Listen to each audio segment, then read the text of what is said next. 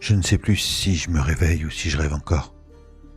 Je vois à travers d'autres yeux, pas les miens. Ce sont ceux de l'engeance. Tout ce qu'elle regarde devient difforme, brûlé. Devant moi, le titan près de l'arbre, un combat inévitable. Comme contre Nour, je finis par le repousser. Pas par bravoure, par fatalité. J'en ressors vainqueur malgré moi, et jamais indemne. Quand je tombe à genoux, je comprends. Elle est là. Elle rampe sous ma peau, s'insinue dans mes veines. Derrière ma rétine, elle me murmure à travers les os. Je dois trouver De Vinci. Il est le seul à pouvoir m'aider, à comprendre ce qui me ronge. Mais avant que je puisse faire un pas à l'extérieur, Jeanne me barre la route. Elle me parle avec cette douceur empoisonnée qu'elle maîtrise si bien. Elle me propose un nouveau marché, un nouveau rôle à jouer. Être, encore une fois, le pion de Bénédicte de Pierre-Lune. L'homme derrière toute cette machination. L'homme qui tire les fils depuis le début. Alors je dis oui, parce qu'il y a toujours un prix. Et que cette fois, le prix, c'est ma famille. La tour des hauts rouages devait tomber. Un sacrifice de plus, pour un espoir qui n'en est pas un. Tibad a protesté, bien sûr. Il a toujours gardé un reste de morale. Moi, j'ai cessé de croire à la pureté depuis longtemps. Eleanor, elle, a tout perdu. En sacrifiant sa mère, Donia, elle a laissé mourir une part de son humanité. Dans la charge explosive qu'elle a préparée, il n'y avait plus que de la rage. Quand tout a sauté, j'ai senti cette rage nous traverser. La retraite à la constellation de Lazare n'a été qu'une parenthèse, un répit de papier. Les corbeaux bleus nous ont attaqués, inévitablement. Et alors, j'ai fait ce qui me restait à faire. J'ai lâché l'engeance. Pour nous donner une chance, ou peut-être pour en finir. La main de Prométhée, guidée par Phorkys, a ralenti nos poursuivants, juste assez pour offrir à Éléonore et Tybalt le temps de faire décoller la machine ailée. J'ai regardé Bleu Argent s'éloigner, emportant nos espoirs, nos fautes et tout ce qu'elle avait dévoré de nous. La ville brûle derrière nous, tandis que nous repartons en Colchide pour un dernier baroud d'honneur. Et moi, je ne suis même plus sûr d'être humain.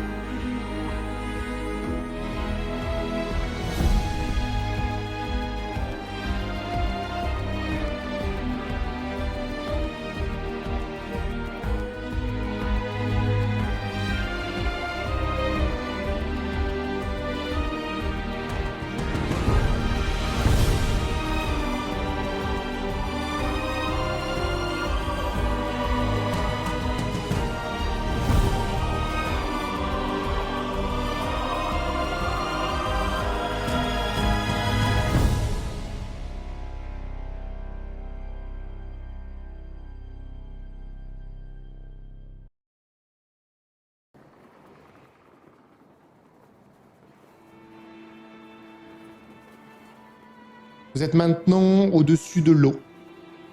Et vous voyez les toits de bleu argent qui s'éloignent.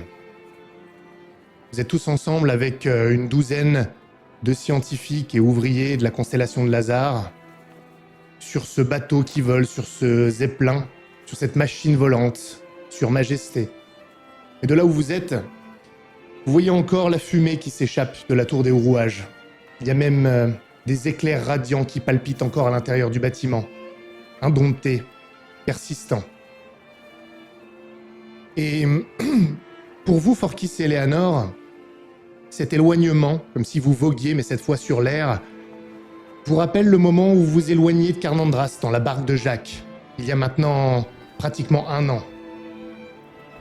Et vous voyez cette ville bleu-argent s'éloigner. Vous voyez Carnandras s'éloigner, comme il y a 1 an. Vous voyez cette citadelle ébranlée par l'explosion du concentrateur. Vous voyez la tour des hauts rouages qui a subi le même sort. Et je voudrais savoir comment vous vivez ce départ en miroir à celui d'il y a un an, en commençant par toi, Forkis.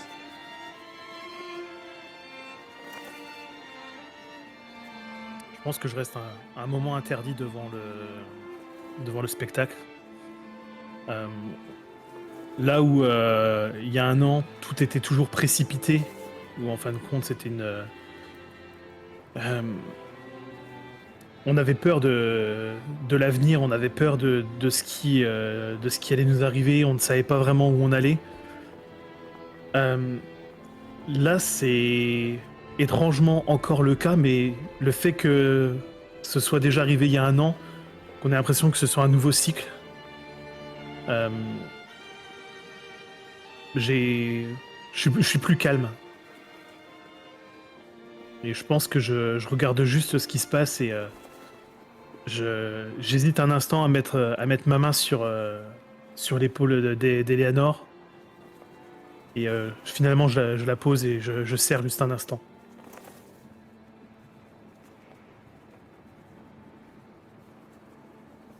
Anor, elle regarde plus les flammes ni de Carnandras ni de Bleu Argent. Elle jette un œil à tous les gens qui sont autour d'elle. Tout a tellement changé depuis le début, la mort d'Alibert, le départ de Garland, tous ces gens qu'on a perdus en route, tous ceux qu'elle a tués aussi. Et elle s'efforce de regarder ceux qui restent, ceux qui doivent encore vivre et pour qui il faut encore se battre. Mais il y a toujours quelque part dans son esprit, il y a quelque chose qui vole, qui lui rappelle une espèce de petit nuage noir qui hante, qui l'empêche de voir vraiment l'avenir.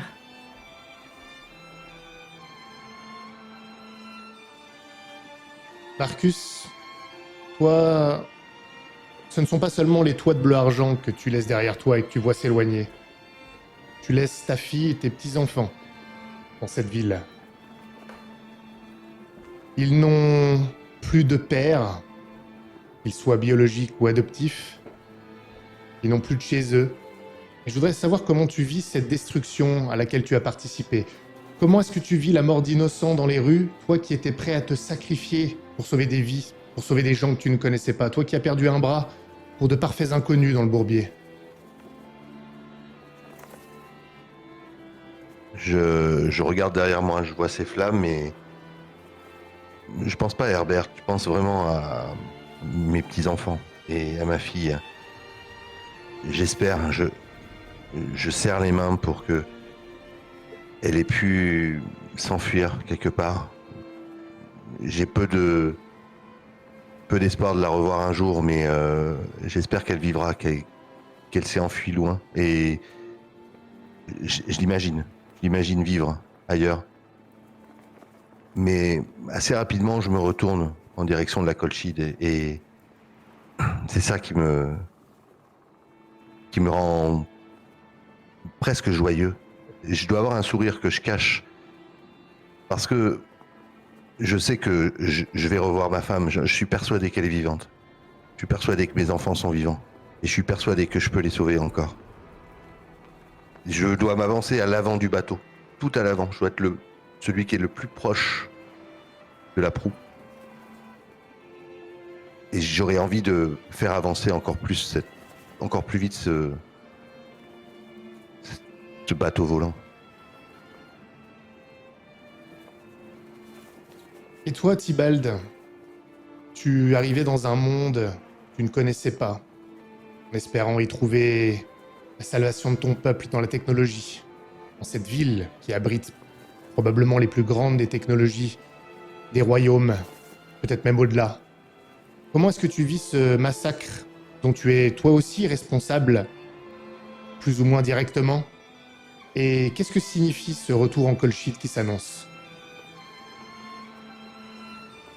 Au final, je venais pour trouver un salut avec la technologie pour sauver mon peuple. Et au final, j'ai participé à l'extinction de beaucoup de personnes d'un autre peuple avec cette même technologie. Et la question, c'est est-ce qu'on pourra réellement l'utiliser contre les primordiaux, contre Rab, ou est-ce que on s'est juste damné, entre guillemets? Est-ce qu'on s'est juste corrompu en espérant et sans avoir de possibilité de s'en sortir? Pour ceux qui restent, en tout cas. Vu qu'il y a eu un massacre. Encore. Ce mot qui veut tout dire. Et toi, Eleanor, tu ne voyais plus les flammes, tu regardais l'équipage, comme tu l'as dit. Tous ces gens, ces hommes, ces femmes dont certains regardent vers l'avenir, certains regardent vers le passé, certains sont apeurés, certains ont une certaine hâte qui se lit au fond du regard. Et Sylvain Lazarus, lui, il est de ceux qui regardent en arrière. Il observe sa ville en flammes. Il contemple, d'après son visage, probablement sa propre responsabilité, d'un air morne. Et finalement, il laisse derrière lui l'œuvre de sa vie. Marie, elle contraste avec la morosité ambiante. Peut-être à l'image de Marcus, même s'il semble le cacher à l'avant du bateau. Et elle est la seule qui sourit visiblement. Elle a la tête levée, l'air dans les cheveux, Elias à ses côtés. Et tu l'entends dire à Elias, « Je vole, Elias. Enfin, je vole. Je sens l'air battre sous mes plumes. » Et tu entends cette voix, d'ordinaire si réconfortante, que tu connais comme si elle t'avait toujours suivi. Une voix qui, elle, est encore avec toi, contrairement à certaines autres. « Oui, Marie. Vous êtes libre maintenant. Vos enfants aussi. » Et cette réponse, Elias l'a fait en te jetant un regard blême. Blême qui n'est pas le regard que tu lui connais. Et je voudrais savoir ce qu'il signifie pour toi, ce regard.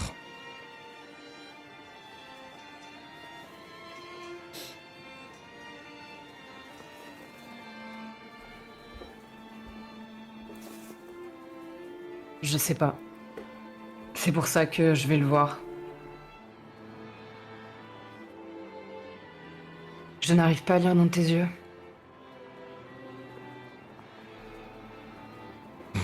C'est peut-être parce qu'il n'y a rien à y lire pour l'instant. Et il dit ça en regardant Marie. Il a un petit sourire quand même sur les lèvres de la voir ainsi. Au moins une personne a gagné sa liberté, Eleanor. Il faut s'en réjouir. Il n'y a que ça à cet instant. Et une journée et demie plus tard, vous êtes tous fatigués. Vous êtes agglutinés tout de même dans cette structure, dans cette machine qui n'est pas faite pour accueillir autant de personnes. Elle tangue parfois, d'ailleurs certains s'inquiètent, ce n'est qu'un prototype. Parfois il faut réactiver certaines machines, générer plus de puissance dans les réserves de radiance pour que la gravité fasse son œuvre, ou plutôt soit contrée d'ailleurs, par la radiance. Et il n'y a plus de ville maintenant derrière vous. Vous êtes véritablement dans le ciel, dans les nuages. Vous ne savez même pas si vous voyez la mer en dessous. Vous ne savez pas si vous continuez simplement à voir le ciel derrière les nuages ou si il y a véritablement des vagues. Vous êtes presque en dehors du monde. Et Marcus, Elias s'approche de toi. Tu le vois arriver. Avant qu'il ne parle, tu dois toujours être au niveau de la proue. Peut-être même tu risques de poser tes mains sur le bastingage. Tu en sens la froideur dans ta main droite. Tu ne sens rien de ta main gauche mécanique. Et tu entends sa voix. J'espère que nous n'arrivons pas trop tard pour votre famille, Marcus. Vous n'avez pas eu de vision depuis? Non. Pas depuis 2 jours. Pas depuis que nous sommes ici sur le bateau. D'ailleurs, Je ne sens rien. C'est comme un vide en moi. J'ai même pas l'impression de sentir mon cœur qui bat, pour tout vous dire, Elias. Mais j'ai de l'espoir. J'ai de l'espoir pour mes enfants, pour ma femme. Vous savez quand est-ce que nous arrivons? On ne voit rien dans cette brume. Non, je n'arrive pas. Je ne sais même pas à quelle vitesse nous allons réellement. Est-ce que nous irons plus vite que sur mer? Je le soupçonne, Marcus. Mais ils se retournent et eux savent probablement mieux que nous. Où le savent-ils réellement?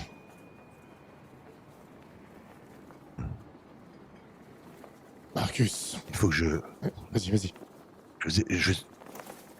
vous écoute, Elias. Allez-y. Il s'approche de toi. Et tu vois qu'il a un regard en direction de ta nuque. Où tu sens de plus en plus ce mouvement. Tu sens que tu n'es pas seul dans ton corps. Et que cette chose dans ta nuque, particulièrement dans ta nuque, ailleurs aussi, dans tes viscères aussi d'ailleurs, tu sens du mouvement. Comme à deux endroits différents, mais celle-ci a plus de personnalité au niveau de la nuque. Tu sens le mouvement permanent et tu sens le regard d'Elias à cet endroit. Tu ne sais pas s'il voit quelque chose, mais la chose en toi sent ce regard pesant. J'ai vu ce que cette chose en vous est capable de faire, Marcus. Vous n'y pouvez rien, mais combien de temps pensez-vous pouvoir la contrôler? Pour tout vous dire, Elias, je ne crois pas que je la contrôle vraiment. Je pense que la prochaine fois où elle voudra prendre le dessus, ça sera sans doute la dernière. Ce que j'ai ressenti là-bas, chez les Lazarus, quand nous avons dû défendre,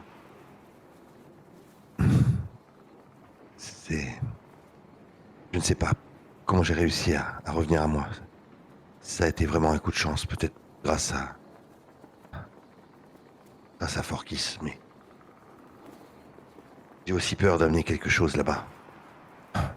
Écoutez, Elias, si jamais vous voyez que les choses vont trop loin pour moi, aidez-moi. Faites ce qu'il doit être fait. Si je ne peux pas le faire moi-même. Il pose sa main sur ton bras mécanique. Et tu vois que c'est un choix conscient de choisir cet endroit-là. Vous pouvez compter sur moi, Marcus. Léonore, toi, tu regardes Demian. Il s'est endormi à côté de Marie. Et à côté d'autres ouvriers et ingénieurs qui eux aussi sommeillent. C'est très silencieux dans ta machine volante. Et c'est ton oncle qui s'approche de toi. Tu l'as pas vu arriver. Tu reconnais sa voix tout de suite. Nous avons réussi, Léonore. Nous avons construit ton rêve. Mais à quel prix? Il te regarde pas toi d'ailleurs, il continue à regarder en arrière. La guilde n'est plus. Le argent nous a maudits, et tous ces gens. Je ne sais pas si j'arriverai à vivre avec cela sur ma conscience.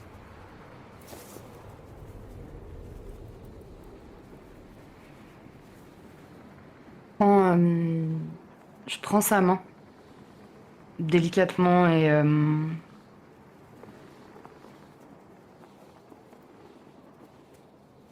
je sais ce que vous abandonnez tous derrière vous. Je sais ce que vous ressentez, de voir partir en flammes tout ce que vous avez bâti, tout ce sur quoi vous avez fondé tous vos espoirs. Tout ça qui part en fumée. Dans une machination qui vous dépasse complètement. Je sais tout ça. Et un temps, lorsque j'ai dû quitter Carnandras. J'ai baissé les bras. Je ne voyais plus rien à protéger, plus rien à... Je ne comprenais pas. Je ne dis pas que je comprends maintenant. Mais tout ce que je peux te dire, mon oncle, c'est... Ensuite, je suis arrivée au Bourbier. Et là-bas... Là-bas, tout a pris un autre sens. Ce n'est pas parce que nous perdons la guilde, parce que vous perdez votre pays, parce que vous avez perdu beaucoup pour certains, vos amis, votre famille, que l'on vous fait passer pour des parias, que vous en êtes et que vous n'aurez plus rien. Je ne sais pas ce que vous savez du Bourbier tous. C'est un lieu fascinant, terrifiant, extrêmement dangereux. C'est aussi une terre d'accueil. Et ce n'est pas parce que la guilde n'est plus en Dalmérie qu'elle ne peut pas être là-bas.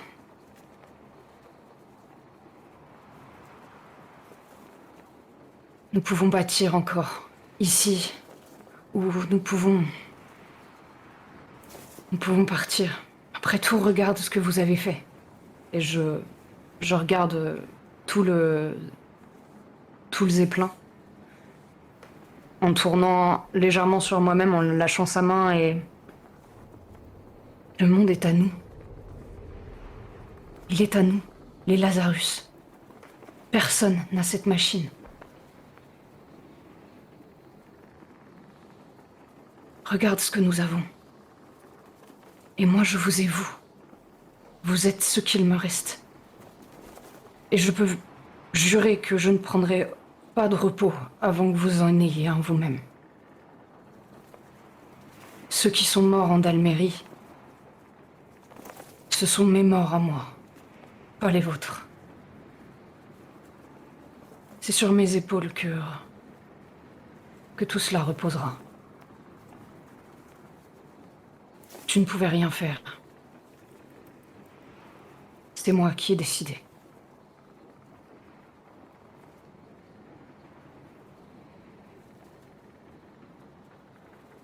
Il esquisse un sourire. Il est sincère, léger, hein. Mais cette fois, il tourne la tête vers toi parce que, encore une fois, hein, il regardait le ciel derrière. Il te touche simplement l'avant-bras sans le saisir.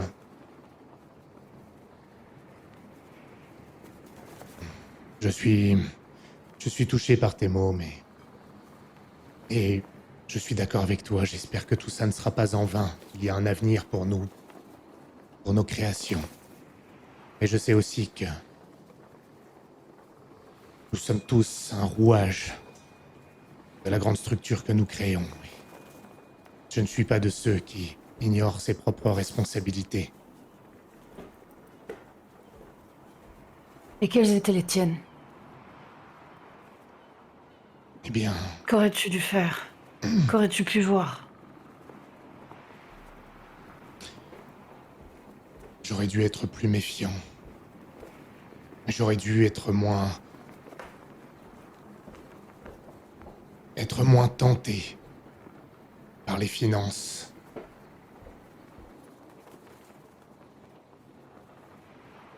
J'aurais dû me renseigner sur d'où provenaient ces finances. Ceux qui émettaient les virements à la banque de Bleu Argent. La société. Parce que tu crois que tu aurais pu le savoir. Tu crois que Bénédicte de Pierre-Lune se serait fait avoir sur un simple virement. Tu crois que tes enquêteurs ne seraient pas morts. Tu crois que la Farèse et la Dalmérie ne sont pas assez rodés à l'exercice de l'espionnage pour que toi, petit ingénieur, chef de guilde, certes, mais tu n'es pas politicien. Tu n'as pas leur ressort. Aucun d'entre nous ne l'a. Et puis, tes financements, ce n'est qu'une partie de ton enthousiasme. Regarde ce qu'il a créé, cet enthousiasme aussi. Moi aussi, alors, j'aurais dû être moins tentée par les sciences. Tu sais, je me répète sans cesse que si j'avais été plus froide dans mes calculs, si je n'avais eu aucune émotion, si j'avais pris le temps d'analyser chacun des moments qui étaient passés, peut-être que j'aurais pu voir une incohérence, quelque chose. Peut-être que si j'avais écouté clairement ce tintement dissonant, peut-être que j'aurais découvert que la mélodie n'avait aucun sens. Et peut-être que j'aurais découvert la voix qui se cachait derrière. Peut-être, peut-être. Mais regarde ce que j'avais devant moi. Regarde ceux que j'avais devant moi. Je n'ai pas vu le mal, parce que je n'ai jamais su le voir. Parce que je n'ai vu que le bien. Une erreur, tout simplement.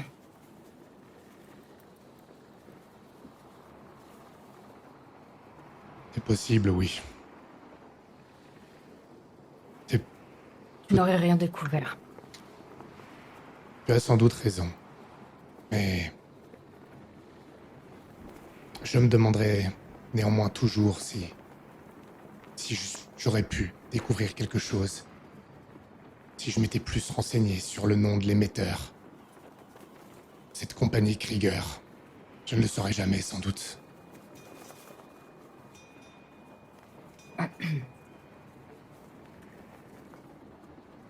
Je serre les dents parce que, effectivement, si j'avais entendu Compagnie Krieger à un moment, j'aurais compris.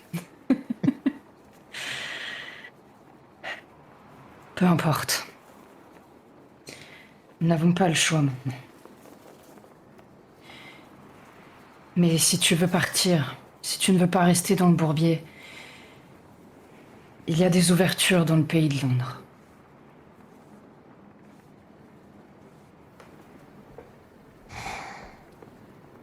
Nous verrons où vous nous emmenez.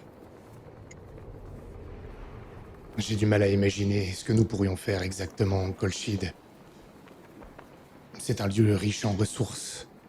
De là à ce qu'il soit propice à la création, à l'essor technologique issu de ces mêmes ressources, j'en suis moins sûr, mais... tu l'as deviné. Je n'en suis pas un fin connaisseur. Pas comme nos amis qui nous accompagnent, qui en viennent.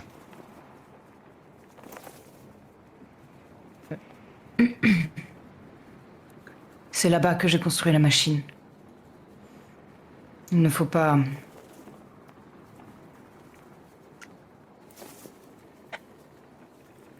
Ne sous-estime pas la puissance de la Colchide. Les peuples qui y sont.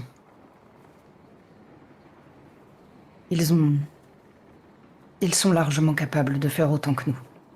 Il suffit qu'ils soient guidés. C'est peut-être ça notre nouvelle mission. Orkis, t'es où, toi, sur le Zeppelin? T'es placé où? Tu dors? Tu es éveillé?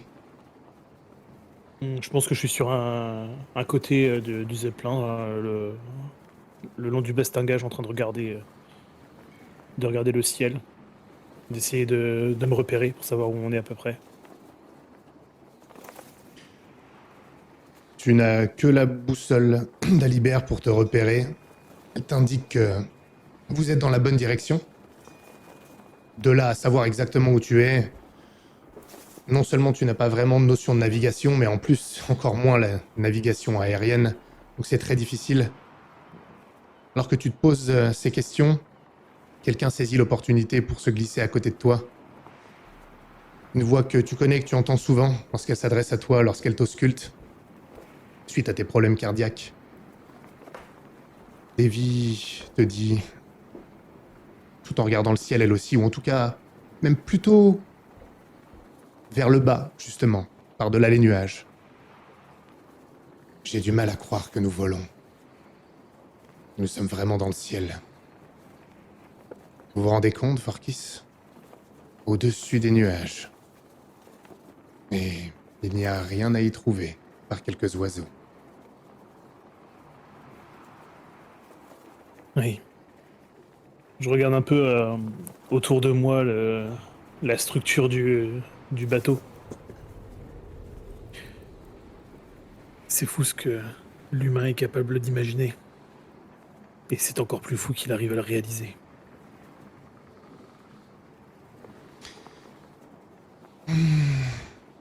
Ce n'est pas si fou. L'humain a toujours été capable de payer le prix nécessaire pour atteindre ses fins. Un prix a été payé, un objectif a été atteint. C'est toujours comme ça. Mon expérience me l'a montré. Encore et toujours. Avez-vous réfléchi à ma proposition, Forkis?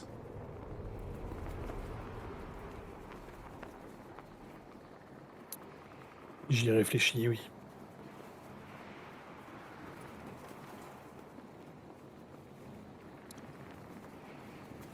Et je ne pense pas qu'il soit bon pour le moment de provoquer Prométhée. L'engeance nous attend en Colchide.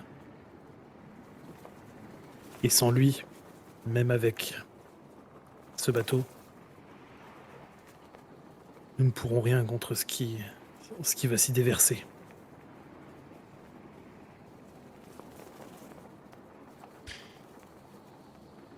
Je ne vous dis pas de faire usage de ce que je pourrais proposer dès maintenant, mais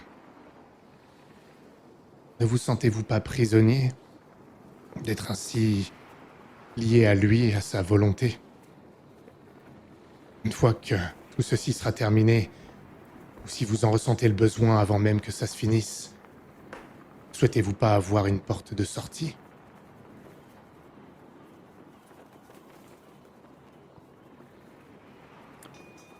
Non. Justement, pour la première fois, au contraire, je me sens libre. J'ai toujours été écartelé entre mes devoirs. Entre la Colchide et le continent. Entre les dernières paroles de ma mère et celles de mon père.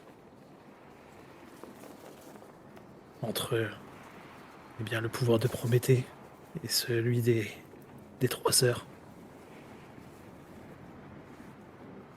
Et aujourd'hui, le choix a été fait. Je ne suis plus écartelé. Mes chaînes se sont détendues.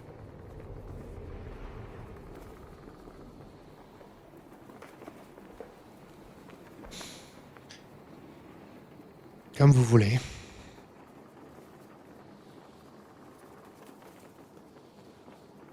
Je ne suis pas sûr de vous comprendre. Ce n'est pas l'idée que je me fais de la liberté. Tout a un prix, Forkis. J'espère que vous ne regretterez pas celui que vous devrez payer.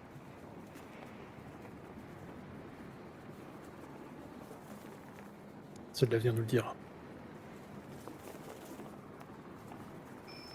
Tybalt,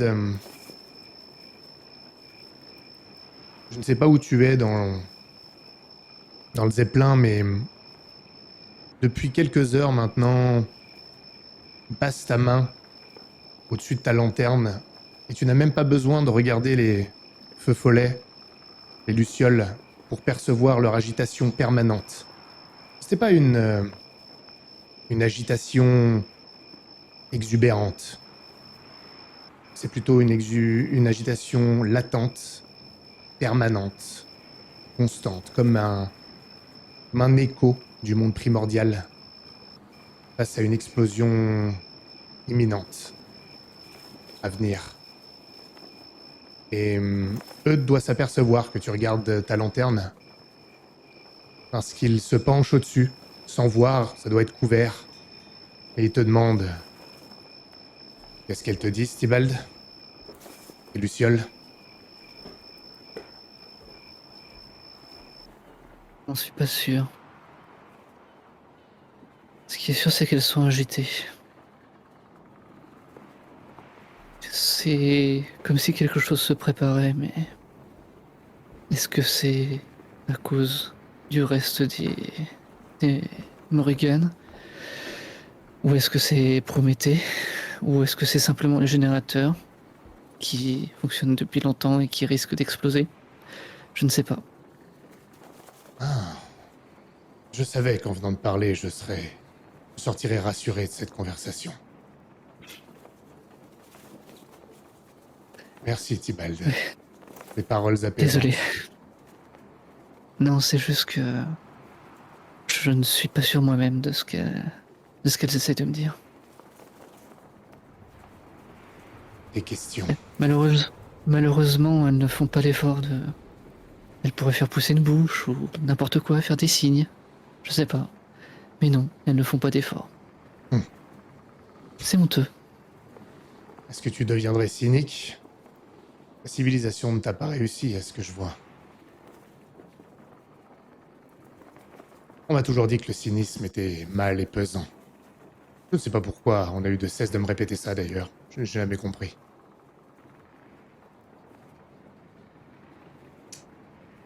Dis-moi, Tybalt. Est-ce que tu penses qu'il y a un espoir pour la Colchide? Ou est-ce que tu penses qu'elle va disparaître dans un amas de flammes, comme cette tour? Et il te regarde dans les yeux, comme cherchant la réponse honnête que tu pourrais lui fournir. Il y a un moment où je me détourne, je regarde en arrière de là où on vient et je retourne vers lui. Pour la première question, c'est... Est-ce que c'est la civilisation qui ne m'a pas réussi ou est-ce que c'est moi qui n'ai pas réussi à la civilisation? Ensuite, pour le Colchide, je ne sais pas. J'ai toujours espoir qu'on soit arrivé à temps pour que on puisse empêcher Rahab de tout détruire.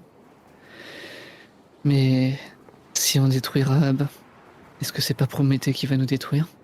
Ou est-ce que c'est pas le reste des continentaux qui vont nous détruire?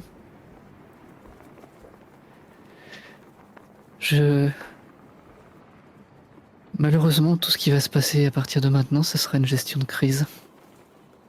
On va essayer de parer au plus urgent. Empêcher Rahab de nous détruire.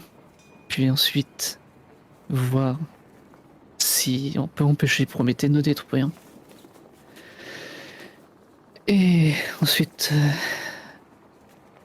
si on a un peu de chance et que les Lazars veulent nous aider, renforcer la Colchide, renforcer le clan, s'allier avec les veilleurs de manière plus permanente. Parce qu'il y a toujours le problème des Belgae.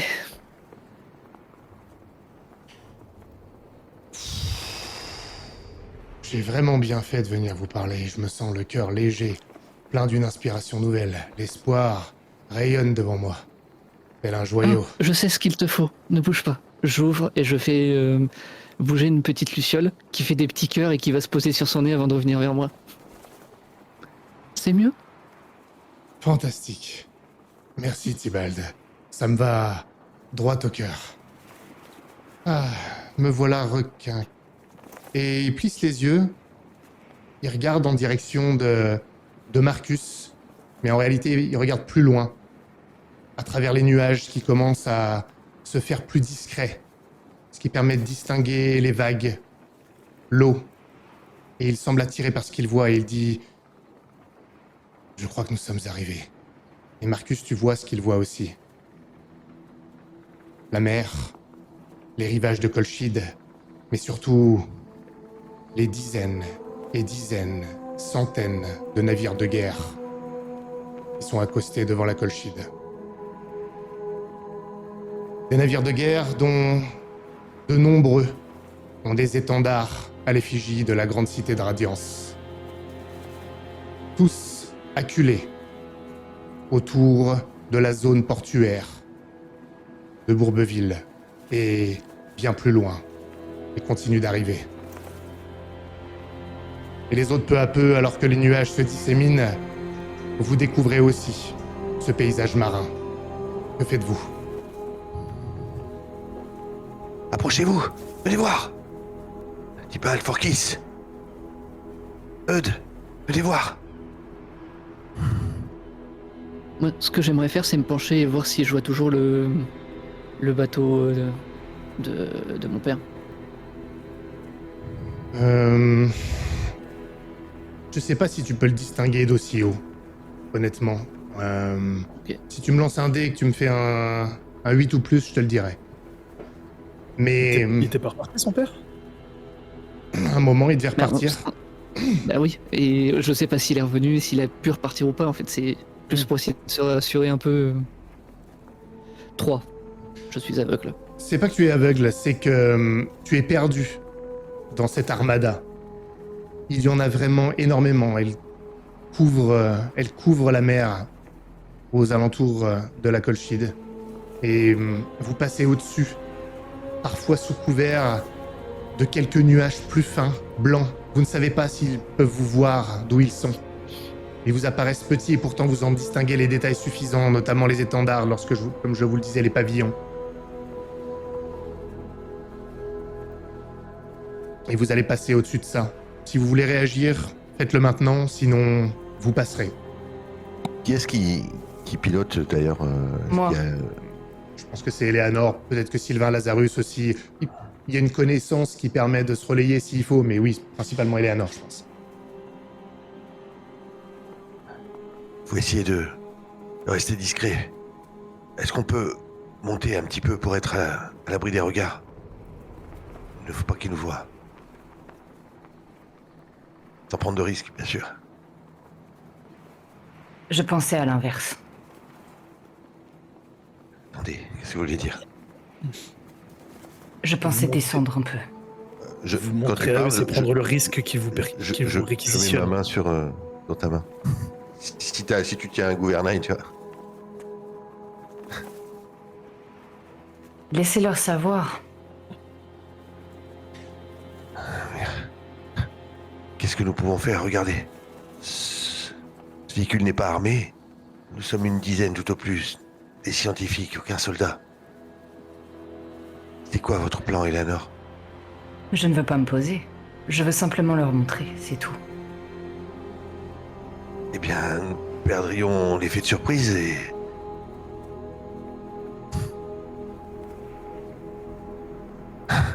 Forkis. Comme vous voulez. Non, À vos ordres, mon général. Et je redresse légèrement pour aller un peu plus haut par-dessus les nuages. Lorsque tu fais ça, vous montez effectivement au-dessus des nuages restants. Ça vous suffira probablement pour vous dissimuler. Et tu entends Eudes qui murmure. Tu sais pas si c'est à toi qu'il le dit. Il est pas loin de toi, vraiment. Alors ça y est. La guerre sainte est arrivée en Colchide. Et tu l'entends aussi, Tybalt, qui fait écho à la conversation que vous venez d'avoir. Sans cynisme, sans ironie cette fois. Juste le lourd poids de la constatation. Et vous avancez dans les terres de Colchide maintenant, enfin dans les terres, au-dessus des terres de Colchide. Vas-y si tu veux intervenir. J'aimerais juste discuter un peu avec Forkis avant d'arriver. Ouais. C'est quoi déjà? Au cloison. Au cloiseau, oui. C'est ce que vous m'aviez dit. Le cloison de l'étoile, voilà. Non mais ça fait tellement longtemps. Vous êtes foutus. C'était une autre vie. Ah merde, je me suis trompée, on est chez Malva. Ah, c'est dommage. Oui, pardon, excuse-moi. Forkis, je vais laisser le gouvernail à Sylvain et m'approcher de toi.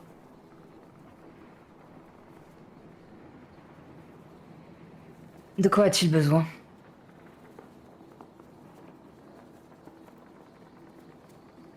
Promettez.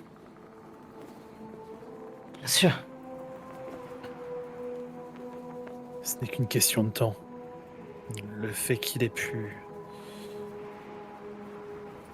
se débarrasser de Donia, lui, a accéléré le compte à rebours.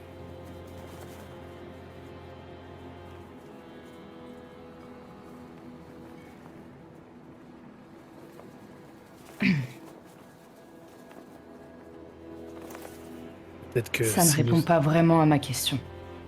Quel rôle veut-il que nous jouions maintenant?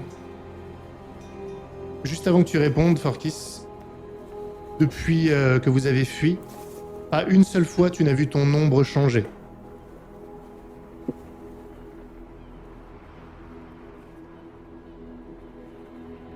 Je veux dire, va-t-il nous aider? Face à cette horde de radiants? Ceux qui prétendent avoir le feu et qui ne peuvent même pas y passer les mains, sans se brûler. Va-t-il leur montrer? Je pense que c'est dans son intérêt, oui. Il a déjà essayé une fois, avec Obscura.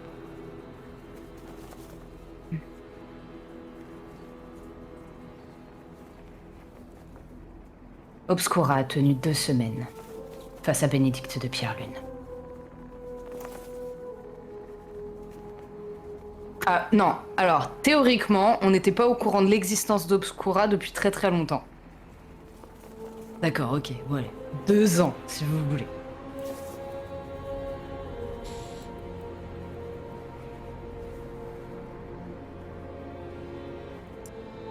Mais Obscura n'avait pas Prométhée avec eux. Il était toujours enfermé. Il était toujours borgne.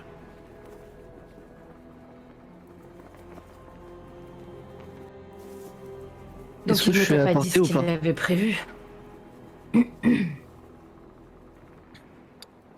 Pour le moment, il m'a juste demandé de continuer à parler en son nom. Sans ne t'avoir rien donné à dire.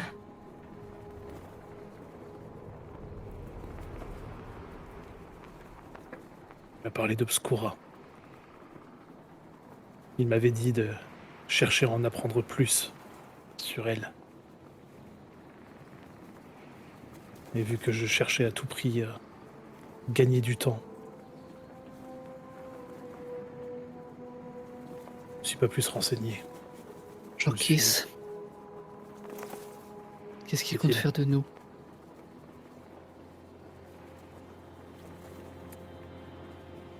Il m'a dit qu'il n'était pas un tyran, qu'il était un créateur. Et pourtant, il veut tout détruire pour reconstruire à son image? Qui a dit qu'il voulait détruire?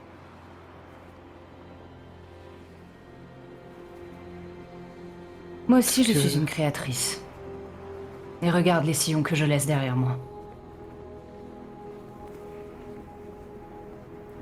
Oh, bien sûr, il ne me vient pas à l'esprit de me comparer à Prométhée, il est bien plus grand que nous.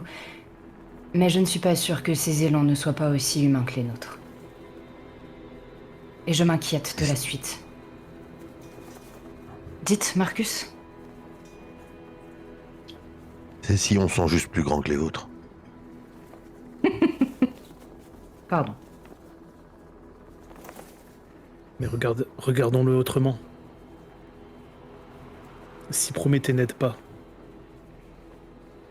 qu'avons-nous pour combattre ce qui est en train de se gorger de résine dans le Tartare?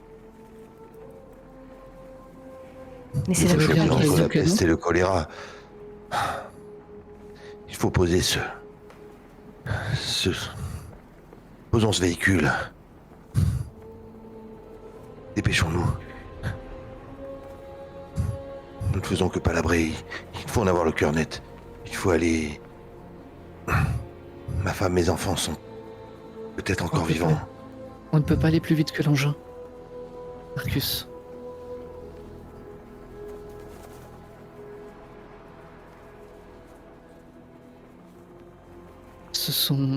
C'était des Belgae.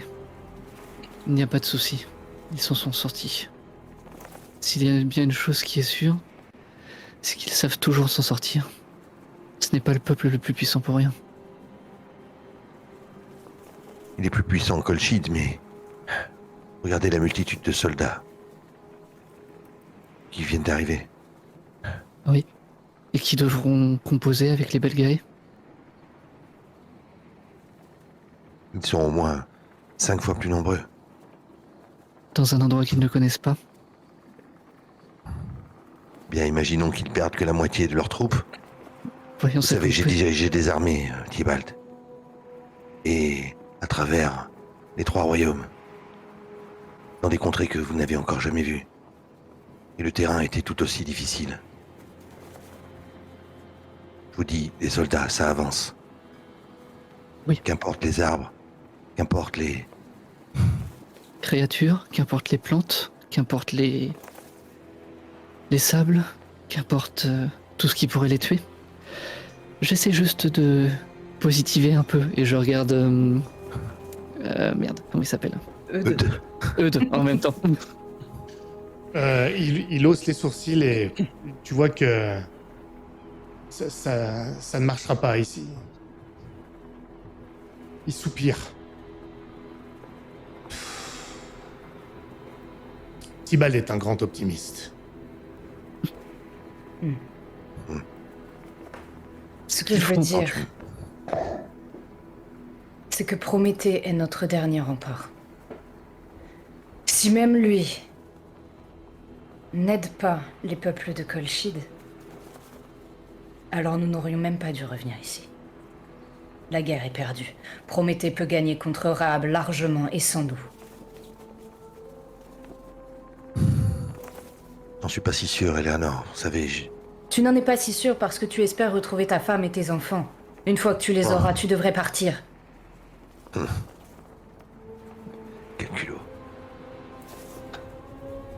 Je suis désolé de te dire J'ai- ça d'ailleurs, Marcus, mais est-ce que tu es sûr que c'est une bonne idée dans ton état de les retrouver? Tu penses qu'il te reste combien de temps? Ce n'est pas pour moi que je reviens. C'est pour m'assurer de leur survie. Mais si je suis un danger pour vous, vous me le dites. Vous voyez, il y a à peine quelques mètres.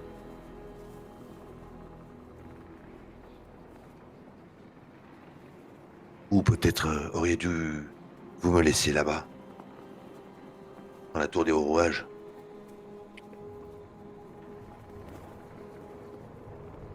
Non. Ça Quoi qu'il en divague. soit, Ce il n'est faut, pas du il faut tout ma qu'on question. recharge cette arme. Ouais. Je ne suis pas sûr que Prométhée seul suffise, il nous faut l'arme rechargée en plus.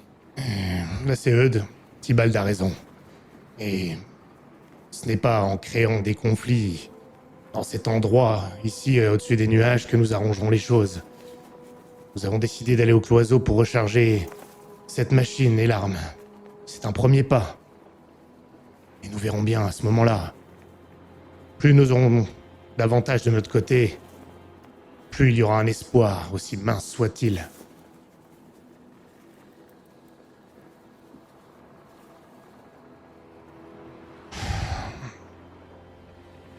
Prenons le repos qu'il nous reste à avoir. Quand nous aurons atterri, quelque chose me dit qu'il n'y en aura plus. Jusqu'au bout. Oui, ce sera sans doute le point de non-retour.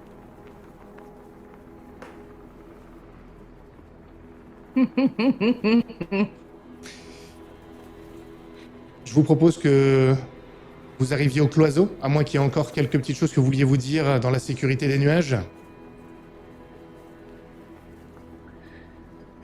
Moi, j'ai juste une question parce que tu disais que Marie avait l'air Mieux. extrêmement bien. Oui. Mais elle perd encore sa cohérence ou pas du tout? Elle est plus comme tu l'as connue. En plus âgée, moins... Mais c'est plus la Marie d'avant.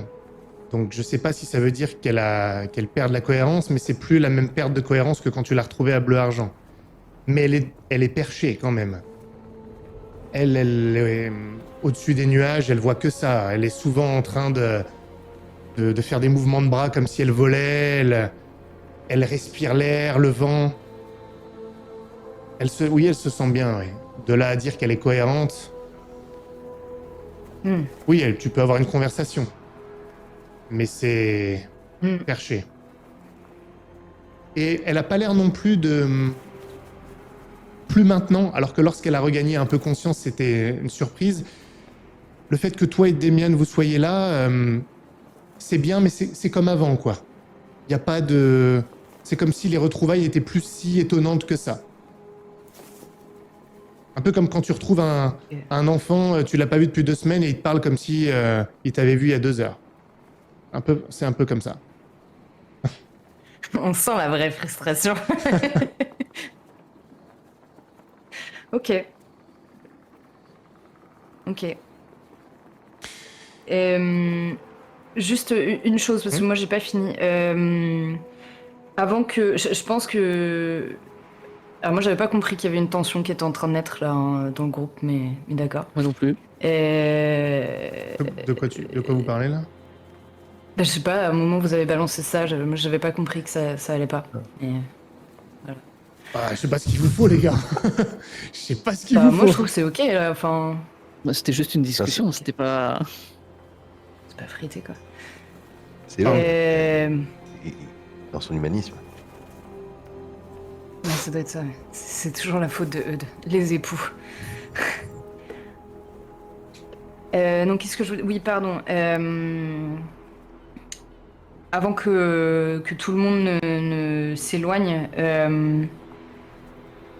j'attrape ton bras, Forkis, et...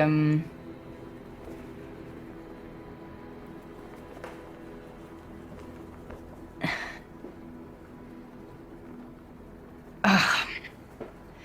J'ai... Quand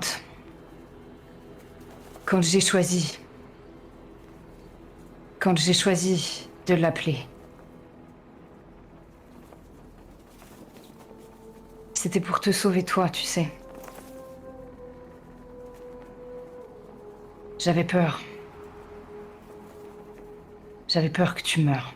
Si tu allais prévenir les Lazarus et qu'elle restait cachée. Et ça nous a tous sauvés. Si je n'avais pas pu Oui. aller voir les Lazarus, je n'aurais pas pu les prévenir de vérifier les plans. Et nous ne serions pas là ici. C'est ce qui fait que je ne regrette pas totalement. Je me tourne vers le bastingage. Et je te dis, tu sais, j'y réfléchis depuis qu'on est parti. Depuis que c'est arrivé. Même si ma vie n'était pas en jeu, je pense que je t'aurais poussé à faire le même choix.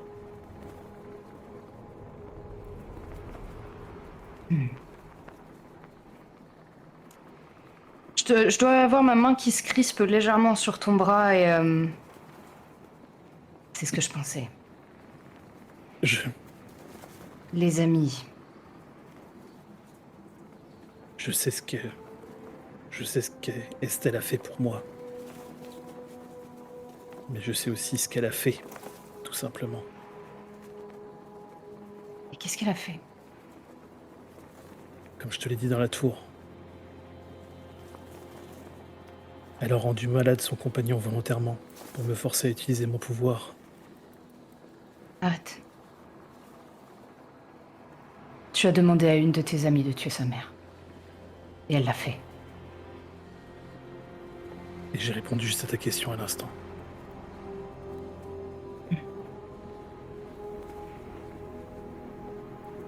Très bien. Si tu arrives à voir Prométhée, demande-lui ce dont il a besoin. Et essaie de lui faire savoir que nous aurons besoin de sa présence face à Radiance. De toute façon, Radiance s'est opposée à Obscura bien longtemps. S'ils voient un titan débarquer, ils s'y opposeront aussi. Et pour l'instant, bien que les armes ne soient pas valides, Bénédicte de Pierre-Lune pourrait très facilement, avec tous les moyens de Carnandras, réussir à monter une arme capable au moins de le blesser. Bien sûr, pas maintenant. Des dizaines d'années nous séparent peut-être de cette solution, mais il doit l'envisager. Je lui dirai. Bon courage.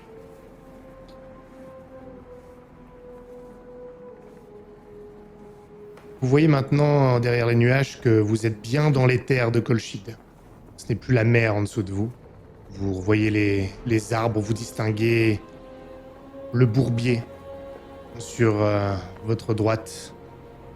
Cette forêt épaisse, luxuriante, pardon. Ces racines emmêlées qui cachent tout un monde que vous connaissez maintenant et que vous contemplez du ciel.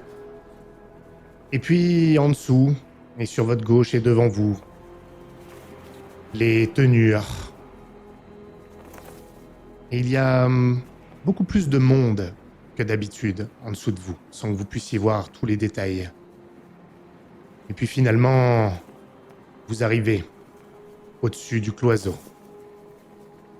Et vous amorcez la descente depuis le ciel. Il n'a pas changé et il a changé à la fois. Tout ce que vous avez construit, tout ce que vous avez mis en place est là. Il tourne toujours, il y a du monde, et c'est peut-être ça qui change le plus. Il y a encore plus de monde, vous le voyez alors que vous commencez à découvrir les détails. Vous commencez à entendre aussi, à entendre le son des soldats qui marchent, qui s'entraînent. C'était déjà le cas avant que vous partiez. Des Dalmériens, essentiellement. Vous cherchez les mercenaires, et alors que vous descendez de plus en plus, vous remarquez qu'il y en a d'autres. Des soldats qui portent le tabarde blanc de Radiance. Et vous les voyez qui se mêlent, plus ou moins d'ailleurs, alors que vous descendez à tous les autres soldats, à la Dalmérie. Ces soldats, ces chevaliers radiants, il n'y a pas d'autre terme. Ils sont là. Et vous dites que peut-être ce sont aussi des chevaliers radiants que vous avez vus ici et là dans d'autres tenures. Les champs sont cultivés, le cloiseau est prolifique, vous le voyez tout de suite, vos installations sont toujours utilisées, il y a plus de monde, plus d'ouvriers encore. Et bien sûr, vous attirez l'attention lorsque vous atterrissez. Et tous ces hommes d'armes s'approchent de vous, ébahis par ce qu'ils voient, inquiets, prudents aussi, et commencent à encercler le zeppelin. Que faites-vous ? Est-ce qu'on peut voir des visages ou Ah bah maintenant vous avez on est trop en atterri. hauteur. Vous avez atterri, Oui, mais donc... est-ce qu'on peut voir des visages qu'on connaît? Là, tout de suite, non. Pas immédiatement. Pas lorsque vous arrivez. Les gens qui viennent Mais- autour du... C'est des soldats ou c'est... Oui, c'est des soldats. Alors, c'est des soldats, mais forcément, maintenant, tout le monde s'est arrêté, tout le monde regarde, vous observe. Et oui, ce sont des soldats essentiellement. Vous avez même des arbalètes qui sont pointées dans votre direction, mais il y a tellement d'étonnement que la plupart sont même basses. Et ils sont dans l'attente. Dans l'attente, sachant que vous n'êtes pas sorti encore de ce bateau volant. Je vais m'approcher du bastingage peut-être il doit y avoir un escalier qui permet de, tu vois, de sortir. Je vais essayer de lever la tête pour essayer de chercher mon fils. Et Ok. ou au premier Dalmérien que je vais voir à proximité, je vais... Aldem, Aldem, capitaine Aldem. Et vous êtes bien encerclé, hein. Et tu le vois arriver, tu le vois fendre les rangs, à pied. Poussez-vous. Père. Et il regarde l'engin, avec le même regard ébahi. Père, vous êtes là. Il s'approche de toi, oui. à la fois sérieux je- et son mouvement est plein d'entrain pourtant. Ouais. Je vais mettre ma main devant pour limiter le fait qu'il... Je veux pas qu'il m'enlace. Surtout je sens, là je dois sentir dans ma nuque, tu vois, cette vibration, je sens l'engeance qui est bien présente et qui pulse. Oui. Et puis je regarde derrière, j'essaie de regarder derrière lui, je veux voir dans quelle situation il se trouve, est-ce qu'ils ont l'air d'être contraints, prisonniers, j'essaie de voir Pas du tout. la situation, d'analyser. Pas du tout. Les Dalmériens ont l'air d'ailleurs... il y a des soldats radiants, bien évidemment, mais il y a des soldats dalmériens, on a même plus qu'avant. Peut-être même qu'il y ait quelques mercenaires, encore que c'est pas ce que tu vois le plus. Et non, ton fils a l'air en contrôle de la situation. Qu'est-ce que c'est que cette chose ? Qu'est-ce que c'est que cet engin ? Vous étiez dans le ciel. Et oui, il y a plein de brouhaha, les gens sont même pas concentrés sur vous en réalité. Qui sont ces gens ? Ah, je me tourne vers Eleanor. Parce que finalement tous les gens sont ébahis du fait que ça a volé. Alors que moi, si je peux me faire discret, je voudrais juste peut-être essayer de fendre un peu la foule et de voir si je vois Nestor ou Grégoire ou Parce que je pense que Grégoire, il doit pas forcément s'attendre à ce qu'on revienne. Ok. Non. Tu le... Ça dépend de si c'est fait avoir aussi ou pas. Écoute, C'est pour ça que je suis à la fois sur mes gardes et je vais vérifie, là. essayer de... ok, donc tu commences à faire ça. Les autres, vous faites quoi? Vous êtes toujours dans le zeppelin, tandis que Marcus est en train de sortir. Il est aidé par son fils. C'est le premier à mettre un pied à terre. Que faites-vous? Bon, on va peut-être y aller. C'est Eudes qui dit ça. Il regarde un peu tout le monde. Ouais. Je pense qu'il faut descendre maintenant. Dans le Je cas me, où... tourne, je me tourne vers les autres et je dis si je vois que. Si vous voyez Grégoire, faites-lui faire le tour du propriétaire. J'en profiterai pour essayer d'aller fouiller son bureau. Mhm. Eleanor, est-ce qu'on débranche certains trucs pour être sûr que... Non. Non, nous allons recharger, rapidement. C'est pour ça que j'aimerais parler avec mes ingénieurs, si possible. Ok. Avant de faire le tour du propriétaire. Mais vous pouvez aller trouver Grégoire et l'amener jusqu'ici. Présentez-lui cette merveille et dites-lui que j'attends qu'il soit présent pour le mettre en marche. Bien. Et je pense que Marcus... Alors Marcus, tu cherches Nestor, les mercenaires. Tu les vois pas. Et il y a Aldem qui donne quelques ordres aussi pour accueillir ceux qui descendent, qui vérifie que, par prudence quand même, qu'il n'y ait pas trop de gens armés ou que ce soit bien, voilà, tous des alliés. Il fait son travail, mais il le fait donc il le fait tout en regardant. On n'est pas en danger du coup. Du coup, Non. je me sens pas en danger, Non. il est près de moi. Et Non. si on avance et qu'on peut-être que comme les gens sont plus autour du bateau, on doit peut-être s'éloigner. J'aimerais lui parler en fait, mais de manière discrète, sans que les soldats radiants l'entendent ou. D'accord. Ouais. Bah, oui, non, ça, il n'y a aucun problème. Il y a mais je vais- plein de brouhaha et tout ça. Il a donné quelques ordres. Les- Vous êtes... Attends juste un instant. Vous sortez donc tous, petit à petit. Et je sais pas lequel d'entre vous, peut-être pas Marcus qui parle à son fils, vous repérez Grégoire un peu plus loin, qui vous observe. Peut-être près de sa propre villa où il observe ce qui se passe avec un air impénétrable en réalité. Il regarde à distance et il commence à s'approcher tout doucement. Est-ce que vous voulez faire quelque chose de particulier les autres avant que j'en revienne à Marcus?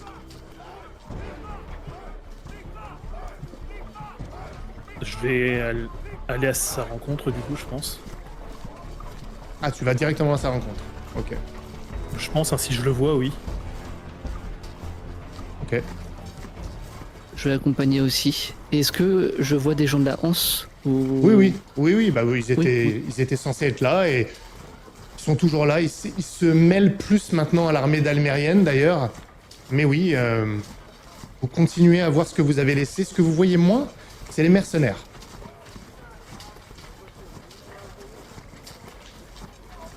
Vous dirigez vers Grégoire. Toi, t'es... commençons par vous. Il y a toujours de l'effervescence autour de vous. Hein. Vous n'êtes pas isolé. Et toi, tu es en avant avec ta canne Forkis. Grégoire regarde la machine. Je ne sais même pas comment réagir. Cette venue du ciel est plus qu'impressionnante. Je pensais que vous m'attendriez à bleu-argent. Néanmoins. C'est-à-dire que les nouvelles que nous avons n'étaient pas bonnes. Nous avons appris que l'engeance se répandait ici.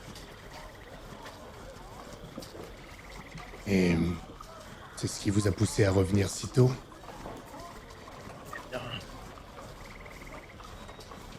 Nous nous sommes dit que avoir le ciel avec nous nous permettrait d'avoir un avantage. Et puis,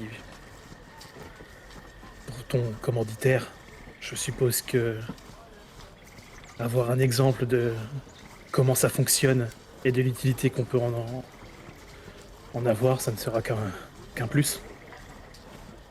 Sans doute, oui. Sans doute. Il a un petit sourire, c'est pas forcé. C'est sincère, mais contenu. Et il te met une main sur l'épaule, celle qui tient la canne. Content de te voir, jeune homme. Même si je ne pensais pas que ce serait ici. Permets-moi de contenir mon enthousiasme, je ne m'attendais pas à ce changement de plan. Mais... Force est de constater que vous avez beaucoup travaillé. Et vous nous ramenez du monde. Et je lui mets une petite tape sur l'épaule et je lui dis... Tu sais, depuis le début des changements de plan, il n'y a eu que ça. Je ne peux être que d'accord avec toi. Et je sais pas si les autres vous rejoignaient, vu qu'il vous connaît aussi. Il commence à vous saluer un à un quand vous approchez de lui. Tibald. Toi, je sais pas si t'es là, Eleanor. Hein. Je sais pas si tu les as rejoints. Non. Non. Non, toi, t'es moi pas je là. suis en train de voir comment recharger la machine et je me concentre uniquement sur le matériel. moi. Je pense que les... J'attends Grégoire, hein, moi. Ok. Je pense que t'es entouré de Sylvain et les ouvriers, ils restent là et eux aussi, en fait, peut-être par appréhension. Ils restent aussi autour de la machine pour t'épauler, pour contrôler, pour... Mais c'est aussi pour ça que je reste en fait, c'est pour pas les laisser seuls au milieu de Dalmériens qui apprendront bientôt. Pendant ce temps-là... Vite, Grégoire. Ouais, bah vas-y, lance. Tu peux y aller. De ce que je vois, l'allégeance a changé. Et je regarde un peu les gens de Radiance, tu sais, avec le tabard blanc. Hein. Non, Est-ce qu'ils ont pris le contrôle ou... ce n'est pas exactement ça. Non. Depuis l'arrivée des armées radiantes, ils sont nombreux. Ils ont investi les tenures. C'est plus facile pour se loger et camper. Il y en a tellement, ils ne peuvent pas rester à Bourbeville, évidemment. Et de toute façon, il y a des règles strictes là-bas qui ne sont plus vraiment respectées. Et donc, un grand nombre de tenures accueillent des chevaliers radiants qui sont là pour stationner. Ils n'ont pas pris possession des lieux. Et qu'en est-il de nos joyeux lurons? Je ne vois pas Nestor ni ses mercenaires. Amael a fait appel à la ligne de son contrat. Et maintenant, ils sont pour la plupart devenus ses argoussins à Bourbeville.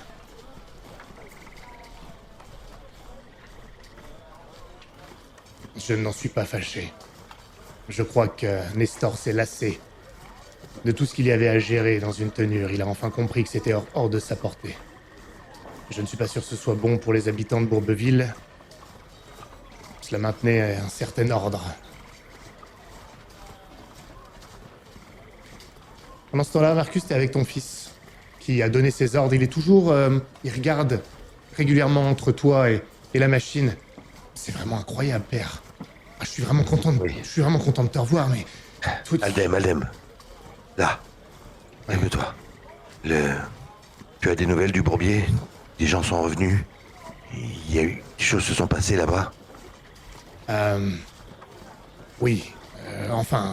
Je n'ai pas tant de nouvelles que ça. C'est assez obscur, mais... Apparemment, quelque chose est arrivé en Colchide il y a plusieurs mois. Et... cette chose a attaqué le cantonnement. On soupçonne que la chose ait été sur le bateau qui a percuté Bourbeville. Et... en provenance de Farez. Vengeance. Et... il semblerait. Et la chose a attaqué le cantonnement et a massacré de nombreux chevaliers radiants et autres soldats qui étaient stationnés là-bas. Ça a considérablement ralenti l'établissement de leurs forces, mais c'était il y a déjà longtemps. Et puis... Est-ce que des hommes à toi ont des nouvelles du gisement? Non. Mais ce n'est pas anormal. Enfin, les dernières nouvelles sont venues de Pont-du-Palu. Odo. Je ne sais plus si tu le connais. Oui. Odo Pied-Follet. Un type de Pont-du-Palu. Il est revenu, il a parlé à Grégoire et tout ça est venu à mes oreilles. Apparemment, les Continentaux quittent les lieux qui sont bien profondément dans le bourbier. Ça devient risqué, les clans sont mobilisés, visiblement, et avec l'arrivée des croisés, les choses se sont scindé en deux de manière plus claire. Plus avec l'attaque de la créature, il y a eu un retrait des forces. C'est pour ça que tu vois beaucoup de gens armés sur les côtes. Mais les soldats radiants, ils sont là depuis longtemps. Et ils arrivent... ils sont arrivés au compte-gouttes, mais depuis quelque temps, ils sont arrivés en masse. Et... Est-ce que certains sont partis déjà en expédition dans le bourbier? Eh bien, Est-ce que tu sais ce qu'ils veulent exactement? une partie est allée. Ils étaient d'ailleurs au cantonnement et ils se sont fait attaquer. C'est là que ça a considérablement ralenti les choses. Certains ont commencé à avancer quand ils ont réinvesti le cantonnement, parce que la chose n'est pas revenue. C'est ce que j'ai compris. On n'a pas plus de nouvelles que ça, mais je sais qu'une attaque en masse est prévue. C'est pas exactement Une quand. attaque en masse contre la chose ou contre les claniques? Je pense que Tu c'est viens en... me dire que Je pense que c'est en train d'être discuté, justement. Je ne suis pas sûr qu'ils soient certains eux-mêmes. Je me demande s'ils ne laissent pas la chose faire le ménage d'abord avant d'y aller eux-mêmes. Mais ce n'est que de la spéculation. Est-ce que tu sais si certains sont allés à Ruisseau d'Or? S'ils sont là? Des chevaliers radiants? Oui, des radiants. Oui. Je ne sais pas, c'est probable, mais ça ne veut pas dire que ce soit un problème. Ils ne sont pas là pour investir les lieux, ils campent simplement. Ils prennent les ressources des tenures, enfin, en tout cas qui sont partagées. Et les tenures s'y plient, c'est normal. Mais beaucoup de continentaux fuient la Colchide, du fait de ce qui va arriver, de la guerre. Cet Odo lui-même a décidé de prendre la poudre d'escampette. Je sais qu'il est parti à Bourbeville récemment et il fait appareiller un vaisseau pour retourner au Pays de Lande, probablement à Brienne. Il est sur le point de partir. Oui. Écoute, quand bien leur face. Écoute, Eldem, ça reste entre nous pour l'instant, mais d'ici quelques heures, je vais retourner au campement. Je vais retourner au gisement et je vais avoir besoin d'hommes de confiance avec moi. Je ne sais pas si mes amis vont vouloir venir, mais je vais reformer une expédition pour retourner dans le bourbier et retrouver ma femme, mes enfants. J'ai besoin de soldats. Ici, nous n'avons que des scientifiques. Oui, père, bien sûr, mais dans ton état, tu es sûr que tu veux... Ouais, bien sûr que tu es sûr. Oui, non, mais c'est une question... Quelle question? Évidemment, oui. Mais qu'est-ce que c'est que cette création? Elle vole. Comment? Oui, écoute, j'en suis le premier surpris. Je pensais même pas qu'on arriverait jusqu'ici. D'habitude, les expériences d'Éléonore ne fonctionnent pas aussi bien. Eh ben, tant mieux que celle-ci est arrivée à bon port. Arcus, alors que tu lui parles, quelque chose attire ton attention par-dessus l'épaule de Aldem. Tu lui parles comme ça et il y a un type qui attire ton attention. Il est en train de porter des caisses, d'aider à ramener du ravitaillement, peut-être pour les troupes. Un jeune type, grand, baraqué. Tu l'as déjà vu. Et tu l'as pas vu en vrai. Ouais, c'est lui. C'est celui que t'accompagnait en forêt dans ta vision. Le grand naïf. Dans les bois. Quand t'as vu la chose au sein du cercle de pierre. Tu sais, le jeune homme qui t'accompagnait dans la vision. Tu te rappelles ou pas? Je m'en rappelle, mais j'ai pas tous les tenants et aboutissants. Non, je sais, mais non, mais tu ne les as pas. Mais tu reconnais. Oui. Je dois le dévisager, mais tu vois, peut-être qu'Aldem doit voir mon trouble. Parce que je le quitte du regard et je reste à la fois inquiet et interrogateur. Ou même comme si je voyais un fantôme, tu vois. Père, ça va? Il se retourne, il voit pas ce que tu vois. Cet homme... Aldem, cet homme... Tu le vois? Il est là depuis longtemps. Je crois qu'il est réel, hein. Oui, bah, lui là, le costaud. J'en sais rien, j'ai dû le voir quelques fois, enfin, oui, ça... J'avoue que je sais même pas qui c'est. Pourquoi? Je l'ai vu dans une vision. Dans un cauchemar. Cauchemar? T'es sûr que ça va, père? Non, ça va pas, Aldem. Ça va pas. Mes heures sont comptées. faut que j'aille dans le bourbier. Oui. Il faut que je comprenne ce qui se passe ici. Ce qui se passe dans ma tête. Il se passe rien dans ta tête, il y a bien quelqu'un ici, il y a bien un grand type baraqué, mais Ouais, tu le connais? je ne sais pas. Tu veux qu'on l'appelle? J'ai un pas de recul quand il dit ça, tu vois, comme si ça me faisait ultra peur. Non, Aldem, non. Retourne à tes occupations, rappelle-toi ce que je t'ai demandé. Essaie de me fournir quelques hommes, quelques armes.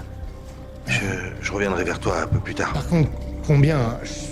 Une expédition, par les temps qui courent, une expédition dans le bourbier avec seulement une poignée d'hommes, c'est vraiment pas à conseiller. Je peux pas risquer mes hommes pour une traversée du bourbier, avec tout ce qui se passe, avec la créature, avec les clans qui semblent se rassembler. Quelques-uns suffiront, juste pour assurer nos arrières. Non mais c'est sais justement le pas problème. si- Je peux pas simplement t'en fournir quelques-uns. Pour une petite expédition, la prochaine fois qu'on ira dans le bourbier pour le traverser, ça sera en nombre. C'est trop risqué. On peut pas y aller simplement à quelques-uns. Il faut que j'y aille avant. Il faut que j'y aille avant. Avant votre expédition, avant que tous ces soldats Vous y aillent. pouvez pas y aller avec Avant leur attaque. votre machine. Ça vole plus, ça vole qu'une fois, c'est ça? J'en sais rien. Je te cache pas que... je ne comprends rien à toute cette technologie. Pendant ce temps-là, Je reviens vers toi. Je vais voir les autres.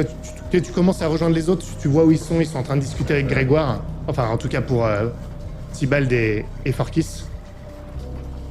Je pense qu'on invite Grégoire à aller voir le vaisseau. Oui. Bon bah, tu le vois s'approcher, Léanor, pendant que vous êtes en train de travailler dessus. Il reste à distance quand même. Il observe. Oui. Pendant qu'on avance pour aller vers le vaisseau, Entrez. je lui dis doucement, il va falloir qu'on le recharge. Avec les ressources d'ici. Vous avez toujours accès au laboratoire. Oui, nous l'utiliserons. Assez rapidement parce que nous en aurons besoin pour retourner dans le bourbier.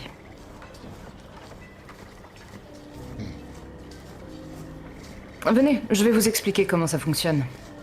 Que je me rende un peu utile. Non, c'est pas la peine. J'ai très bien vu que ça Si. fonctionnait. Non. J'ai des questions pour vous. Est-ce qu'on a des nouvelles du camp? Non. Enfin, pas depuis récemment. Pendant ce temps-là, moi je vais m'éclipser du coup. Je vais me cacher un peu plus loin et je pense que je vais passer de l'autre côté pour aller carrément jusque dans son bureau sans être vu. D'accord. Et par la même occasion, si je vois où j'entends Prométhée, je lui parlerai à ce moment-là. Ouais, d'accord. Je reviens à toi dans un court instant. Et Marcus, je pense que t'arrives à ce moment-là. Au moment où tu commences à entendre Grégoire expliquer exactement ce que Aldem vient d'expliquer. Donc je vais pas le réitérer. Il explique la situation exactement de la même manière que Aldem vient de le faire. Et t'arrives à ce moment-là, t'entends qu'il est en train d'expliquer ça aux autres. Donc ce sont les Belgae qui se rassemblent et qui ont pris encore plus d'importance, c'est ça? Difficile à dire. Du point de vue ici, c'est les clans. Je suis pas sûr que ce soit que les Belgae. Ça a l'air d'être assez massif, il y a plus d'organisation. De ce que je comprends. Il y a eu une sorte de poussée de la part des clans. Et c'est pour ça que une partie des continentaux qui résident dans le Bourbier, notamment à Pont-du-Palu, quittent les lieux. Ça devient dangereux. Et c'est aussi pour ça que toutes ces forces-là s'amassent dans les tenures et autour de Bourbeville. Et ils n'ont pas attaqué l'avant-poste? Quel avant-poste? Le cantonnement? Oh, non, là où nous avons mis pour extraire la résine. J'en sais rien. Enfin, jusqu'à ce qu'on ait plus de nouvelles, non, c'était pas le cas. Mais là, y a plus rien. Et c'est pas surprenant. Avec les croisés, Il peut plus rien se passer. Et pas que les croisés aussi. Le truc qui fait peur à tout le monde et qui est arrivé par le bateau pharésien. L'engeance. Oui. Je jette un œil à Marcus. Oui.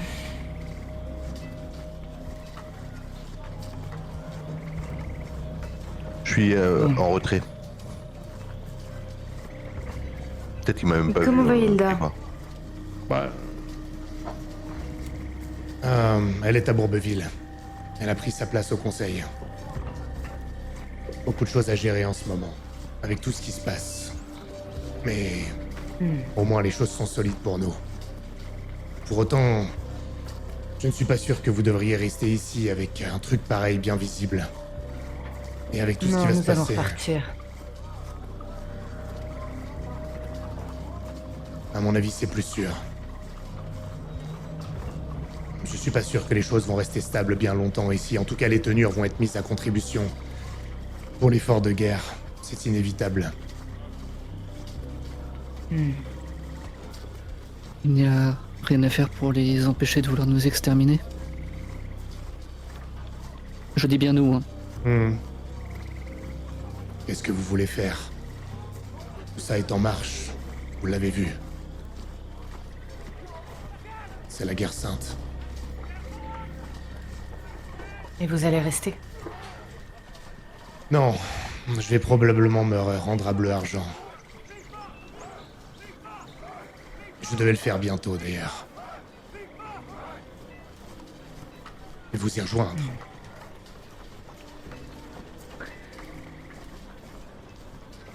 D'accord.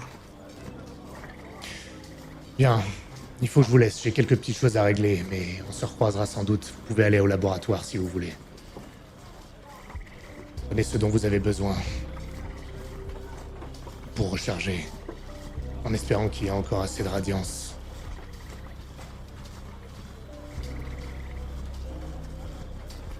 Merci Grégoire.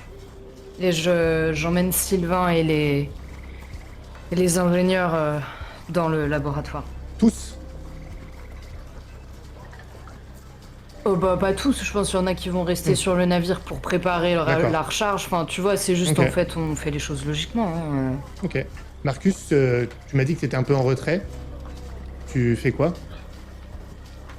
Parce que je voulais pas forcément regarder Grégoire dans les yeux parce que je vais pas arriver à cacher aussi facilement que Forkis ou Eleanor ma colère.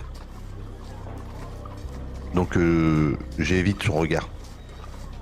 Mais Oui, quand, je fais ça. mais quand les autres s'éloignent et que Ah, lui... je les suis. Tu les suis? Ok. Non, je vais pas voir Grégoire. Tu leur dis quelque chose ou pas? Si on est ensuite seul, oui. Je leur dis que j'ai demandé à Aldem de... Il faut que j'aille dans le bourbier. Il faut que j'aille voir ce qu'il en est du campement. Tibalt, je pense que vous aussi, vous devez être inquiet pour votre famille. Évidemment, mais on n'y va pas comme ça. Il faut qu'on y aille par les airs. On y va comme vous voulez. Mais Il faut recharger déjà.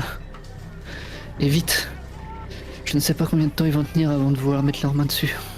Pendant que vous parlez, avant même que tu les répondes, Marcus, Tibald est face à toi, il doit être dos au laboratoire. Tu vois que le jeune type de ta vision se dirige en direction du laboratoire. Il s'apprête à aller ouvrir la porte du laboratoire. c'est ça qui... Le jeune type costaud que tu as vu tout à l'heure de ta vision, Ah oui. tu le vois derrière qui s'apprête à rentrer dans le laboratoire là où vous alliez. Est-ce que tu fais quelque chose ou pas? T'es pas obligé, hein. Oui, non, mais si. Si c'est pas trop loin, je vais... C'est pas loin, vous êtes sur le point d'y je vais aller. aller. Ok. Jeune homme, Il se retourne. Excusez-moi, Pendant Tibalt. ce temps-là, Forkis. Forkis, tu es dans l'immatériel.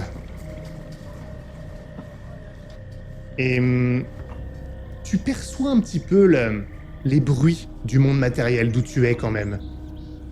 Le petit crépitement du bourbier, de la colchide, le bruit du pas des soldats. Normalement, tu l'entends pas comme ça.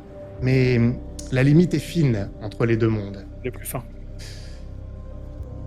Et tu regardes ton ombre, rien. Tu es dans... L'endroit est beaucoup plus similaire au monde matériel que lorsque tu étais à Bleu-Argent.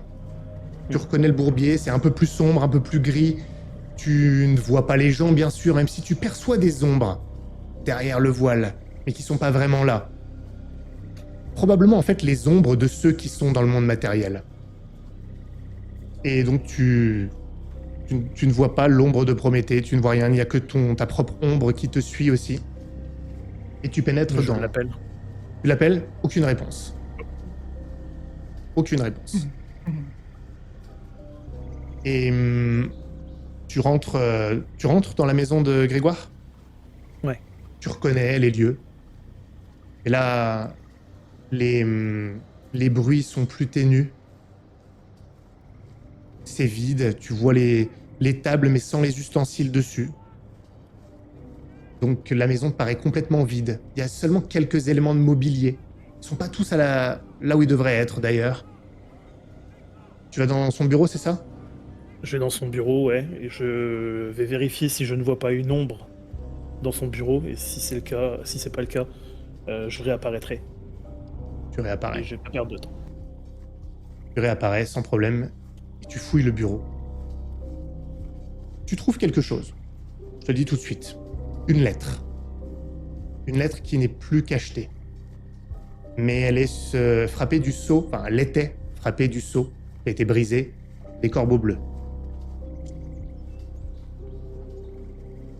Est-ce que tu veux que je te lise la lettre ou tu veux que je te la donne à lire de ton côté? Tu la partagerais aux autres ou pas? Ah ben je la partagerai aux autres après, oui, dans tous les cas. Donc je peux te la lire à haute voix ou pas? C'est toi qui décides. Oui, oui. Oui. C'est une lettre de Jeanne à Grégoire. Grégoire, les travaux avancent et j'entends dire qu'ils sont proches de réussir. Jusque-là, ils ont très bien maintenu les apparences et Herbert n'y a vu que du feu. Lorsque les plans seront transmis à notre contact, je m'assurerai qu'ils sabotent la machine juste avant d'être libérés de leur confinement et de retourner à la constellation de Lazare où nous nous chargerons de tous les arrêter lorsque l'incident qu'ils auront causé ne laissera plus de doute sur leur qualité d'espion. Je gage que le professeur Bombois sera aussi arrêté lorsque sera découverte son implication dans la création d'une identité factice pour Eleanor de Brac. J'essaierai d'épargner ce sort à Forkis, comme tu le souhaitais, pour lui et Argyle. Mais je veux que tu saches que je ne prendrai pas de risque si cela s'avère trop compliqué. Nous ne pouvons pas prendre le risque que ses amis puissent laisser penser que nous l'avons pris avec nous, et que cela nous compromette. Avec le rôle que joueront les Corbeaux Bleus dans l'arrestation des espions, ton siège au Triumvirat sera assuré. Tiens-toi prêt au départ, Jeanne. Je prends la lettre et je... Juste avant, quelque chose d'intéressant. Et tu vois Grégoire dans l'encadrement de la porte. Il y a une arbalète qui est posée contre le mur à côté, mais il ne la touche pas. Une trahison, une de plus. Tu as lu la lettre? Évidemment. Je ne t'ai pas trahi. C'est tout un pays qui a été trahi.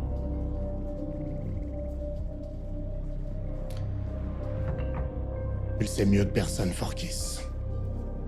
Pour survivre, il y a des choix à faire. Je suis sûr que tu as fait les tiens, et que d'autres en ont payé les conséquences. J'ai tout fait pour te sauver toi. J'aurais fait la même chose pour Argyle s'il était encore en vie. Excuse-moi de ne pas avoir la même affection pour les autres.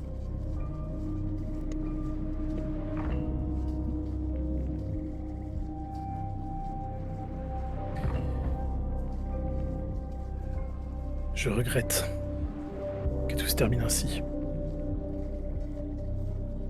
On n'est pas obligé de se terminer, Forkis. Tu as toujours une place à mes côtés. Tu sais, ceci n'a jamais été un mensonge. J'ai toujours tout fait pour que tu t'en sortes, pour toi. J'ai ramené Argyle pour ça aussi.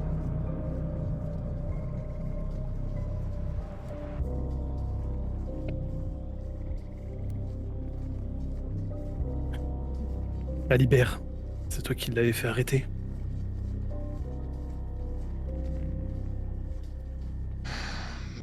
Pas vraiment. Disons que... je n'ai pas fait annuler le soupçon qui pesait sur lui. Cela aurait nui à notre opération. J'essayais de remonter les corbeaux bleus. L'attention a été dirigée sur lui, il aurait été perdu de toute façon. D'ailleurs, il était de toute façon en partie responsable. Mais qu'importe. Non, je n'ai rien dit pour le sauver. Nous serions tous tombés avec lui. Mais, tu Et vois, qu'en est- je l'ai accueilli ici néanmoins. Ouais. Et qu'en est-il du mari du Catoré?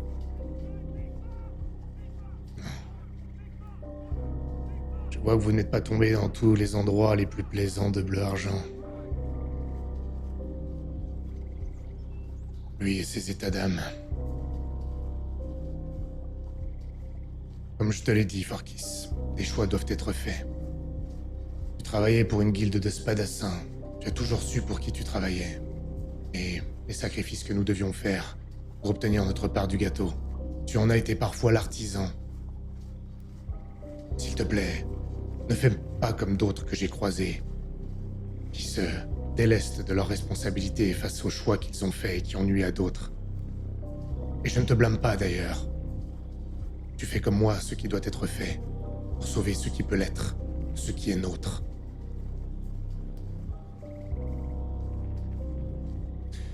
Je suis sûr que tous autant que vous êtes, dans le groupe qui a été le tien, vous avez tous fait des sacrifices qui ont coûté très cher à d'autres qui n'avaient rien fait et rien demandé. Je pense avoir sacrifié des gens qui n'avaient pas rien fait.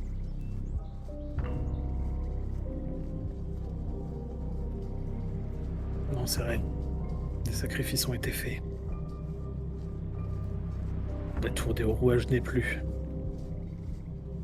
Ces ruines se sont effondrées sur Bleu Argent.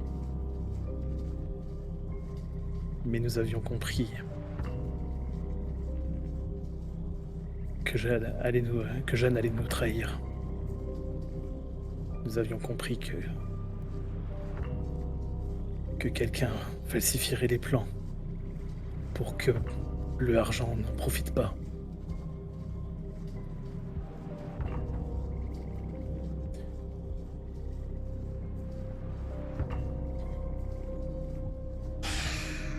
Il y a encore une Ta place. fille dans tout cela, Ma fille. Ma fille est au conseil de Bourbeville. Elle verra nos intérêts ici.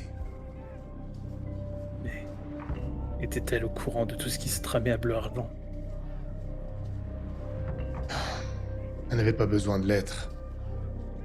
Elle n'avait pas besoin d'être au courant de tout, et de toute façon, elle ne s'intéressait pas à tout.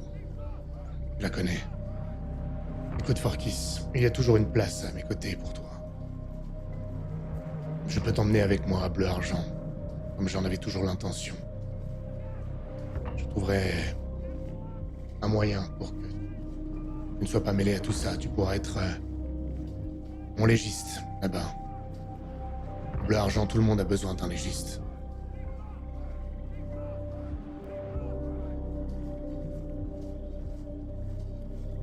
Et pour les tiens, pour tes amis, si ce sont vraiment tes amis, eh bien, finalement, ils s'en sont sortis.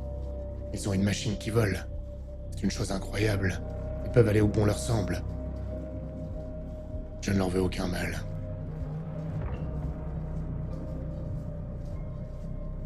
Et c'est ce qu'ils feront. Je prends la lettre dans la main. Je la serre. Je le regarde. Et je lui dis... c'est ce qui leur permettra d'assurer leurs arrières. Et si jamais je vois qu'il essaye d'attraper son arbalète, je disparais. Tu ne sais pas s'il y a une sorte d'hésitation. Il y a ses doigts qui frétillent pas loin, mais il les bougera pas. Et si tu passes près de lui, il va te regarder partir, mais il touchera pas son arbalète. Ok. Pendant ce temps-là, tu viens de héler ce jeune homme, Marcus. Oui? Il vous regarde, l'air un peu ahuri. Les autres doivent pas être loin, justement. Ah, ils sont avec toi? On se dirigeait vers le... Ouais, mais moi, j'ai avancé un peu plus vite pour... excusez-moi, vous n'étiez pas là il y a quelques semaines, quand nous sommes partis. Vous venez d'où? Il regarde autour de lui, presque inquiet que tu lui poses cette question. Je viens de Farez.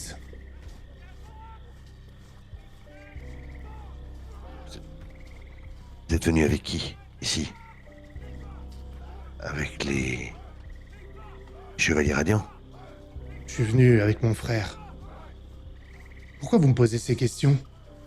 Vous êtes qui? Ce n'est pas important, Si, j'avais l'impression de vous connaître. Je m'appelle Marcus Mogren, je suis soldat pour la Dalmérie pendant la Grande Guerre. Vous êtes Marcus Mograine? Vous êtes le Marcus Mograine? Et vous? Mais Il vous regarde. Ah, ça doit être vous que mon frère a vu. frère, Vous avez vu des choses? je fais un pas en arrière. De quelle chose vous parlez? Bah, c'est un peu délicat, mais... des choses... Moi, je me trompe pas, non, Marcus Mograine, c'est bien le nom que mon frère a entendu. Et il vous regarde, les autres. Une femme... Vous... Qui est votre frère? Attendez, j'ai juste besoin. Vous avez vu des choses? Il s'adresse à toi, Marcus. Pourquoi vous m'avez parlé? J'ai eu des visions. Parce que je vous ai vu dans une de mes visions. Et donc vous me parlez de votre frère. Du fait qu'il a vu des choses lui aussi. Il est où votre frère? Donc c'est vous. Je- C'est moi quoi? Je sais pas si je deviens limite agressif, mais sans être vraiment Oh, virulent, hein, tu vois, mais, Venez avec moi. mais impatient. Venez avec impatient. moi. Il est dans le laboratoire. Venez avec moi. Il faut que vous lui parliez. Oui, je me tourne vers peut-être que- Eleanor. Tibalt est Vous- avec nous, mais vous- pas fort qu'ils sont d'accord. Vous êtes contaminé, vous aussi. Il le parle doucement, exprès pour. Tu vois qu'il fait l'effort de pas le dire. Ouais. Et... Oui, et là, je suis vraiment impatient, là, d'avancer. Venez avec moi. Et Forkis, je pense que t'arrives à ce moment-là. Tu les vois en train de discuter. Avec ce jeune homme, tu peux intervenir à ce moment-là si tu veux les rejoindre. Ok. J'ai rangé la lettre pour le moment à l'intérieur de ma besace et je pense que je vais tous vous rejoindre. Vous voyez que j'ai la mine sombre, mais j'essaye devant les deux nouveaux de le masquer. Et je vous rejoins sans rien dire. Ok. Venez avec moi. Et c'est lui qui vous dit venez avec moi dans votre laboratoire. Et vous le suivez? Oui. Ouais.